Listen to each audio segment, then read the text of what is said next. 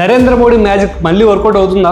2026లో Tamil Nadu elections రాబోతున్నాయి. అయితే ఈ ఎలక్షన్స్ అనేవి బీజేపీకి ఒక పెద్ద సవాల్గా మారబోతున్నాయి. మీరు లాస్ట్ ఫ్యూ ఇయర్స్ కూడా గమనిస్తే బీజేపీ నార్త్ ఇండియాలో చాలా ఎలక్షన్స్ గెలిచింది. 2024 పార్లమెంటరీ ఎలక్షన్స్లో వాళ్ళు వెనకంజలో ఉన్నా కూడా అసెంబ్లీ ఎలక్షన్స్లో మాత్రం చాలా ముందుగా వెళ్తున్నారు. అదే మనం ఢిల్లీలో చూసాం, మహారాష్ట్రలో చూసాం, రీసెంట్గా బీహార్లో కూడా చూసాం. అయితే ఈ 3 స్టేట్లు ఏవైతే ఉన్నాయో ఇవి ఆల్రెడీ బీజేపీకి ఎంతో కొంత ఫేవర్గా ఉన్న స్టేట్లే.